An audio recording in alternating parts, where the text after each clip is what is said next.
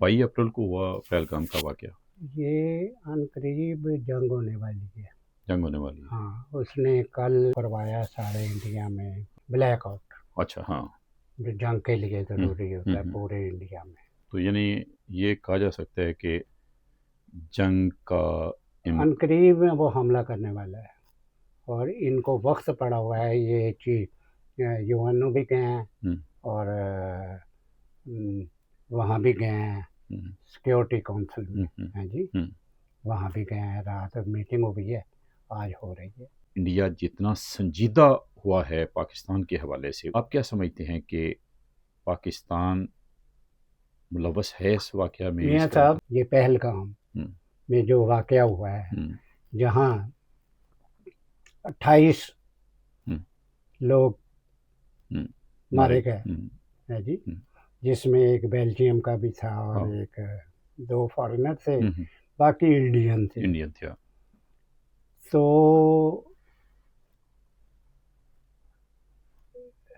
वहाँ की हुकूमत, जिसके सरबराह वज़ीर आज़म मोदी हैं, उन्होंने डायरेक्ट एफआईआर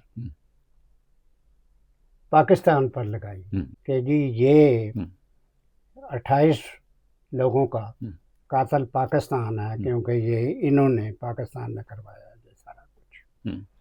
और वो पाकिस्तान ये कहता है कि जी ये तो कोई 2.25-3 किलोमीटर हमारे बॉर्डर से है, हम कैसे इतनी जल्दी पहुंच गए। ये इल्ज़ाम और तरजीह के मामला आता है मियाँ साहब। अब हमें देखना पड़ेगा कुछ मियाँ साहब माजी है जी। हाँ, बिल्कुल। पाकिस्तान ये कहता है हमने कुछ नहीं किया, हमने नहीं। तो अगर नाजायज़ हम पर हुआ तो पाकिस्तान के वज़रा है जी, इतने अक्लमंद हैं है जी, इतने अक्लमंद हैं कि इन पे अल्लाह रहम करे कि ये डायरेक्टली कह रहे हैं कि जी हम फिर एटम बम यूज़ करेंगे। देखें अकल की बात कि भाई ये हिंदुस्तान के पास भी एटमी ताकत है, हिंदुस्तान, आप भी एटमी ताकत है, और दोनों, हिंदुस्तान तो अब इकोनॉमिकली बेहतर हो गया है। जिस वक़्त ये एटमी ताकत बने हैं उस वक़्त इंतहाई गरीब थे। और मैं ये समझता हूँ कि ये एक क्रिमिनल एक्ट है कि बच्चे भूखे बैठे हों, मुल्क भूखा हो, कर्ज की बुनियाद के ऊपर आप मुल्क चला रहे हो और आप एटमी ताकत बन जाए है जी। आप भी बन गए। भारत का मसला था कि वो चाइना के साथ उसके मामला थे, वो भी भूल गया कि मैं गरीब मुल्क है। उस वक़्त गरीब था जब ये एटमी ताकत बने। अब वो गरीब नहीं है। अब दुनिया में इकोनॉमिकली इतनी तरक्की कर गया है, असले में भी बेपनाह तरक्की कर गया है और तालीम में भी बेपनाह तरक्की कर गया है। और सारी दुनिया में जो डेवलप्ड ममालिक हैं उनमें वो वहाँ ऑफिस होल्डर हैं। ये इतनी तरक्की वो कर गया है जी। तो बड़े ममालिक लाइक अमेरिका है जी, रशिया और दूसरे ममालिक जिनसे वो तैयारे खरीदता है या असला खरीदता है, ये सारे के सारे उसको लेट डाउन करते ही नहीं। उसके खिलाफ बात करना ये अफोर्ड ही नहीं करते। मेरा ख्याल है कि बात दूसरी तरफ जा रही है। मैं यहाँ से कि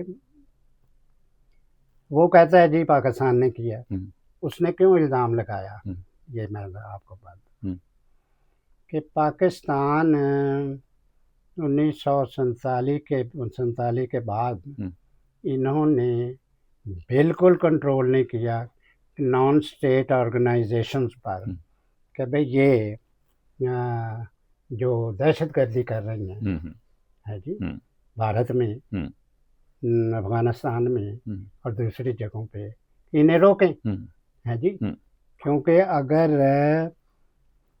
माजी में 2-3 वाक़यात हुए। बॉम्बे में हुआ जहाँ कई लोग मारे गए और डायरेक्ट इल्ज़ाम पाकिस्तान पर था और पाकिस्तान उस वक़्त तर्दीद भी नहीं कर सका मियाँ साहब, है जी। बेशक। अब भारत कहता है कि जी इनका माज़ी यही है कि यही करते हैं जी, कि ये दहशतगर्दी कराते हैं मेरे मुल्क में। अब देखें ना, मुसलमान और हिंदू और ये हम लगे हुए हैं इन चक्करों में। बात है मुल्कों की, है जी। अब जिस वक़्त हिंदू बकौल हिंदुस्तान के कि इन्होंने दहशतगर्दी की, फिर आप हमसाए हैं, बॉर्डर इकट्ठा है, तो फिर हिंदुस्तान के हुक्मरान भी, ज़रूरी तो नहीं कि सारी हुकूमतें जो हैं वो कांग्रेसी हों, पंडित जवाहरलाल नेहरू हो वज़ीर आज़म, या इस कैलिबर का हो कि जी वो दहशतगर्दी के नज़दीक ना जाए या मामलात को संभाले। तो यहाँ तो दूसरे भी हुक्मरान आए, फिर उन्होंने भी रोकने के लिए कि भाई पाकिस्तान अगर ये करता है तो हम भी करें। मैं नहीं इल्ज़ाम लगा रहा, पाकिस्तान की हुकूमत, पाकिस्तान की एस्टेब्लिशमेंट और ये इल्ज़ाम लगाती है कि जो कुछ बलूचिस्तान में हो रहा है ये भारत करा रहा है जी। भारत इल्ज़ाम लगाता है कि जितनी दहशतगर्दी मेरे शहरों में होती है ये पाकिस्तान करा रहा है जी। तो अब ये तो वहीं साहब इल्ज़ाम है और जवाब में फिर इल्ज़ाम है। सवाल इस वक्त का सबसे बड़ा ये है कि आया पाकिस्तान पहलगाम के वाक़या में मुलव्वस है? आपकी ऑब्ज़र्वेशन क्या कहती है? पाकिस्तान का जो पास्ट है उसके तनाज़र में आप क्या देखते हैं? मैं मियाँ साहब सीधी बात है ये देखें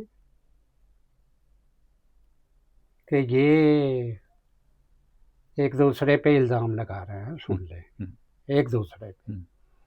ये भारत पे इल्ज़ाम लगा रहे हैं, भारत इन पे इल्ज़ाम लगाता है कि जी ये करना है जी। आप ये समझते हैं कि ये इल्ज़ाम है पाकिस्तान उसमें मुलव्वस नहीं? ये मैं कह ही नहीं सकता।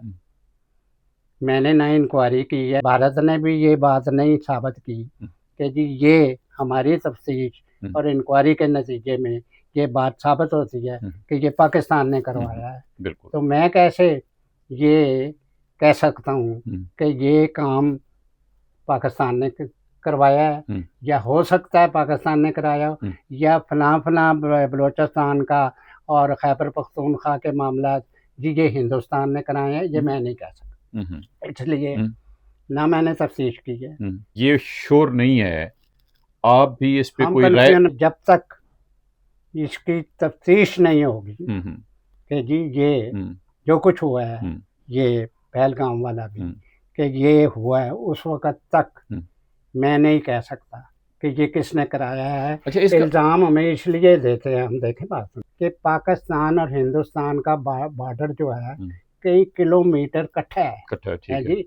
ये इस किस्म के जो काम होते हैं तो ये फिर एक दूसरे पे इल्ज़ाम ही लगता है कि अमेरिका आके नहीं करता, ना रूस आके करता है, ये खुद ही करते हैं, एक दूसरे पे इल्ज़ाम लगाते हैं। और वहाँ यहाँ की मतलब हम अवाम में से हैं, हम नहीं कह सकते कि ये इन्होंने किया है या वो गलत है या ये गलत है। इसलिए इसकी मियाँ साहब इंक्वायरी होनी चाहिए, है जी। और इंक्वायरी भी वो ममालिक करें, है जी, जो जिनके मुतल्लक ये बात अवाम में हो कि ये बदज़्यादती नहीं करेंगे, ये ऑनेस्टली ये कहेंगे। तो इस लिहाज से पाकिस्तान का मौक़िफ़ बड़ा मुनासिब नज़र आता है कि पाकिस्तान ने ये कहा है कि इस वाक़या की गैर जानबदाराना तहक़ीक़ात करवाई जाए। अगर कोई इंटरनेशनल सतह पे अदारे उसमें शामिल होना चाहते हैं तहक़ीक़ात में, तो वो तहक़ीक़ात हो। पाकिस्तान ने तहक़ीक़ात से तो इनकार नहीं किया और ये भी कहा है कि अगर कोई सबूत हैं इंडिया के पास तो वो सबूत दुनिया के सामने रखे, जो इंडिया सामने रखने में नाकाम रहा है। ये बात तो दुरुस्त है ना? अभी तक नाकाम रहा। अभी तक नाकाम रहा है। अच्छा, अभी तक नाकाम है, सबूत इंडिया के पास नहीं है और दूसरी बात, जो ही ये वाक़या हुआ फ़ौरन ही इंडिया ने पाकिस्तान के ऊपर इल्ज़ाम लगा दिया, यानी तहकीकात अभी तक नहीं हुई, अभी तक सबूत नहीं है और इल्ज़ाम पाकिस्तान पे धर दिया गया। तो क्या आप नहीं समझते कि इस लिहाज से इंडिया का केस कमज़ोर है, और दूसरी तरफ ये कि इंडिया पूरी तरह से जंग की तैयारी भी कर रहा है, किए बैठा है, तो क्या ये पास्ट हिस्ट्री जो पाकिस्तान की है उसकी बुनियाद पे इतना बड़ा फैसला इंडिया को कर लेना चाहिए था? मियाँ साहब कि आपने ये बात आर्गूमेंट्स के नतीजे में कही है, या आपको यकीन है कि इंडिया का केस कमज़ोर है? बात सीधी है मियाँ साहब, ये नहीं है। हम फैसला नहीं दे सकते, कतई नहीं दे सकते कि जी माजी में ये पाकिस्तान करता रहा इसलिए ये भी इसने किया, और पाकिस्तान का है जी माजी में बलूचिस्तान में, खैबर पख्तूनख्वा में ये सारा कुछ भारत करता है जी, उसके नतीजे में तमाम दहशतगर्दी सारी की सारी भारत ने कराई है, मैं ये भी नहीं कह सकता मियाँ साहब। अब इन्होंने, मुझे फिक्रे दो कहना पड़ेंगे, आप कहेंगे कि ये दूसरी तरफ चल पड़े। जिस वक़्त जनरल ज़ियाउल हक ये तालिबान बनाते हैं, मुजाहिदीन बनाते हैं, उस वक़्त पाकिस्तान की फ़ौज का, पाकिस्तान की हुकूमत का क्या काम था जनरल ज़िया का कि ये अगर रूस को अफ़गानिस्तान की डेमोक्रेटिक जी हुकूमत इनवाइट करती है कि इधर आए हमें बचाएं, हैं जी, क्योंकि अमेरिका या अमेरिका के किस्म के लोग जो फ़ौज हमें यहाँ पर मारना चाह रही है और हमारा निज़ाम ख़राब कर रही है, यहाँ पर दहशतगर्दी ला रही, तो वो रूस की फ़ौज वहाँ पर मियाँ साहब उनके इनवाइट करने पे आई थी। इसका क्या काम था जनरल ज़िया का कि ये वहाँ पर अमेरिका के कहने पर या ऐसे मुल्कों के कहने पर वहाँ पर मुजाहिदीन पैदा करता, और तो सारे मुस्लिम कंट्रीज 57 के 57 इसकी मदद करते, और सारे वहाँ पर अफ़गानिस्तान में उनकी जमहूरी ममलिकत और उनकी सेकुलर ममलिकत, उनकी प्रो अवाम ममलिकत को वहाँ पर तालिबान से, मुजाहिदीन से तबाह करवाते, और उसके नतीजे में आज भुगत रहे हैं हम भी। हमें 80,000 जनरल ज़िया के रवैये के नतीजे में हमारे 80,000 दहशतगर्दी के नतीजे में लोग मारे गए, अफ़गानिस्तान मारे। अब भी वहाँ पर दहशतगर्द हुक्मरान हैं, ये उनका मामला नहीं है, ये हमने किया है मियाँ साहब। अफ़गानिस्तान को भी हमारे जनरल ज़ियाउल हक और उसके साथियों ने है जी अफ़गानिस्तान को भी तबाह किया और पाकिस्तान को भी किया। इसलिए मैं ये समझता हूँ मियाँ साहब, हम बर्मला क्यों नहीं कहते, हमने फ़ौज के नाते, हमने इस्टेब्लिशमेंट के नाते हुकूमतें करनी होती हैं, क्योंकि हुकूमतें करने के नतीजे में हम कहते नहीं हैं कि भाई ये हमने गलत किया था। उस गलत करने के नतीजे में आज पाकिस्तान भी तबाह हो गया, अफ़गानिस्तान भी तबाह हो गया, और भारत भी जो इतना बड़ा मुल्क है जी, उसमें भी असरात इस किस्म के हैं कि अगर ये दहशतगर्दी पाकिस्तान और हिंदुस्तान में एक दूसरे पे ना होती तो इस वक्त भारत मियाँ साहब ये कह रहे हैं ना चौथे दर्जे पे पहुंच गया, मैं कहता हूँ ये शायद अमेरिका के बाद इसका नंबर होता। जितना बड़ा मुल्क है, सारी दुनिया में सबसे बड़ी जमहूरियत है मियाँ साहब।